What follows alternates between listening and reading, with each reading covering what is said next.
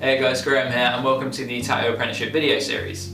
I've put together 22 videos where I think I'm going to cover pretty much everything you possibly need to know about apprenticeships before you go and get one. If you want to start from the beginning, you can click here. If not, and you just want to know what this video is about, then carry on watching, and at the end I'll put a full list of all the videos, and if there's any other topics that catch your attention, you can just click on the link at the end and it will take you to the next video you want to see. So in this video I just wanted to talk about how easy getting started in tattooing is, and like the nerves involved with it as well, because obviously when you're doing your first tattoo you're going to be nervous. Now there's certain ways to kind of like help you along with this, and the best thing to do is to kind of practice on, you can have fake skin which you can buy online. I would steer away from the white hard sort of stuff, the really thin stuff, and go for the kind of like skin coloured rubbery sort of stuff, because I think that's a bit more sort of realistic to what skin's like. Fruit can be good. You know, people do bananas a lot. I'm not really a fan of that though.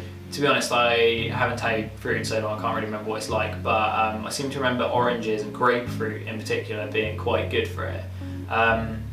So there, you know, that's, you can kind of get your confidence up a bit on that. And I'm a vegetarian, so I don't really like saying this, but pig skin is quite good for practicing tattoos on. It's really greasy and the stencils don't stick very well, but you can kind of clean it off with a bit of rubbing alcohol first and get kind of the greasiness off before you start tattooing it, and rub it down with green soap, and warm green soap works well. Green soap's special tattooing soap, by the way, and so that kind of like gets the grease off, so your stencil will stick a bit better, so you can kind of work around that. But yeah, that's a good way of getting your confidence up. Just get plenty of practice on that sort of stuff first, and hopefully then when you come to tattoo someone you'll be a bit more confident with it. But that's pretty much just what everyone does anyway in apprenticeships.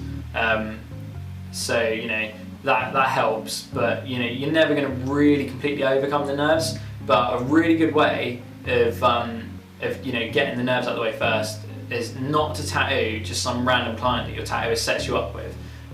If you tattoo one of your like really good mates, or you know, like well, I was going to say tattoo your boyfriend or girlfriend, but that's probably not a good idea in case you break up and you permanently mark them. But another thing you can do is just kind of get into the mindset that you're the Don.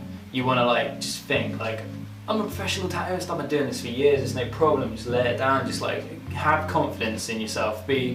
Just think, you know, it's a piece of fruit. I've done this 100 times, I know how to do this is going to be great.